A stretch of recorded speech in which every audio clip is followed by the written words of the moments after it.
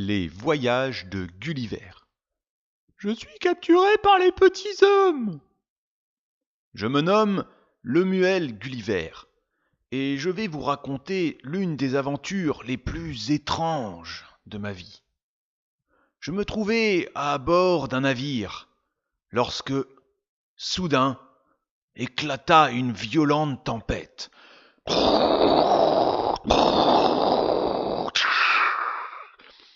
Elle nous chassa loin de notre route, et pendant plusieurs jours, il fallut travailler si dur que tous nos hommes tombèrent malades.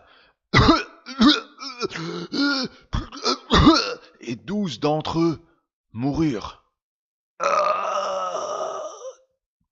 Hélas, nos malheurs n'étaient pas terminés. Une brume épaisse nous entoura. Le navire alla droit sur un récif et se brisa en deux. Les vagues se déchaînèrent aussitôt contre notre épave. Je mis une chaloupe à la mer avec 6 hommes d'équipage. « Allez, on y va, on s'en va, quittez le navire !» Mais une rafale plus forte renversa la chaloupe qui coula. Mes amis coulèrent avec elle. Et je ne les vis plus. Je nageais pendant un long moment.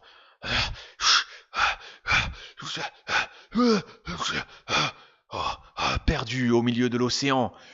Tout en nageant, je cherchais à apercevoir la terre. Mais en vain. Je suis... Mais soudain, mes pieds touchèrent le fond. Je cessai de nager et je me mis à marcher. La brume m'avait empêché de distinguer la terre. Peu à peu, l'eau devenait moins profonde. Je dus marcher près d'une demi-lieue avant d'atteindre la côte. Je savais que j'étais sauvé. À bout de force, je m'écroulai sur le sol. Je plongeai dans le sommeil et dormis 9 heures durant.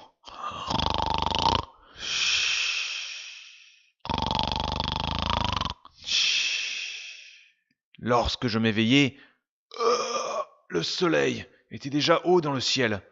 Je me rappelai notre naufrage, et je voulus m'asseoir pour regarder autour de moi. À ma grande surprise, je ne pus faire le moindre mouvement. De longues cordelettes fixées au sol enserraient ma poitrine. Mes mains et mes bras et mes jambes étaient attachés de la même façon. Même mes cheveux, qui étaient longs et épais, étaient attachés au sol. Qu'est-ce qui se passe ? Les cordes étaient fines, mais très résistantes. Je ne pouvais pas les rompre. Pendant tout ce temps, j'entendais un bruit confus, différent du bruit de la mer.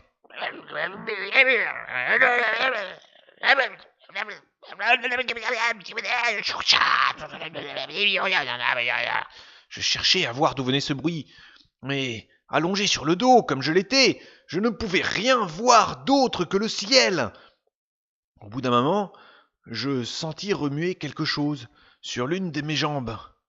On aurait dit un petit animal, et je me demandais ce que cela pouvait être. Cette chose avança sur ma poitrine et s'arrêta juste au-dessus de mon menton. Je baissai les yeux et découvris avec stupeur un petit homme de 5 ou 6 pouces de haut. Oh ! Il portait dans ses mains un arc et des flèches miniatures. Il fit signe à d'autres, tout semblables à lui, de le rejoindre, et je les sentis à leur tour sur mon corps. Je n'en croyais pas mes yeux. Quand je vis tous ces petits hommes en miniature qui levaient la tête vers moi, je laissai échapper un cri de stupeur. Oh ! Ils en furent si effrayés qu'ils sautèrent pêle-mêle de mon corps et se blessèrent en se cognant les uns aux autres dans leur chute. Comme je demeurais immobile, ils ne tardèrent pas à revenir. Mais je voulais changer de position, et je fis de grands efforts pour soulever mon bras gauche. Et relever la tête. Je réussis à libérer mon bras. Puis je tentai d'attraper une poignée de ces êtres étranges, mais ils s'enfuirent en poussant des cris perçants. Peu après, une grêle de flèches atteignit mon visage, et mes mains, comme autant d'aiguilles. Aïe, aïe, aïe, aïe. Je renouvelais mes efforts pour me dégager, mais à chaque fois que je faisais un mouvement, une nouvelle grêle de flèches abattait sur moi. Aïe, aïe, aïe, aïe, aïe, aïe. Je vais me tenir quoi jusqu'à la nuit, pensai-je. Et alors, je déferrai mes liens avec ma main libre et je m'échapperai.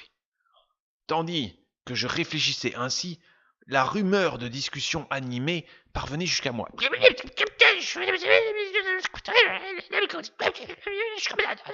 Comme si la foule discutait sur le parti à prendre. Puis j'entendis des coups de marteau tout contre mon oreille. Les petits hommes étaient en train de construire une espèce de plateforme à la hauteur de ma tête. Lorsqu'elle fut terminée, 4 hommes montèrent dessus. L'un d'eux s'adressa à la foule. Aussitôt, quelques petits hommes coupèrent les cordes qui retenaient encore mes cheveux au sol. Je ne compris pas un mot de leur discours, et aucun d'eux ne comprenait ce que je disais. En portant plusieurs fois mon doigt à la bouche, je leur fis comprendre que j'ai faim. « Mangez, mangez, j'ai faim, mangez, donne-moi à manger !»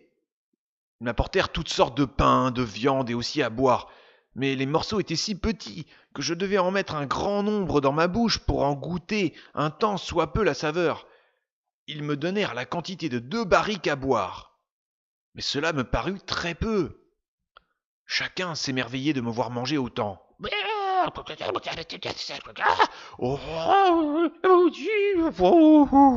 Pour eux, j'étais un géant.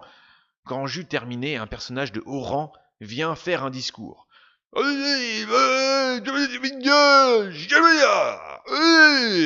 Quand, par les gestes, il m'expliqua qu'on allait me transporter à la capitale. Ils ne me détachèrent pas, mais ils enduisirent mon visage et mes mains d'une sorte d'onguent qui apaisa mes blessures causées par leurs flèches. Ça faisait du bien. Ils m'offrirent du vin, dans lequel ils avaient ajouté une potion soporifique, et je tombai bientôt dans un profond sommeil.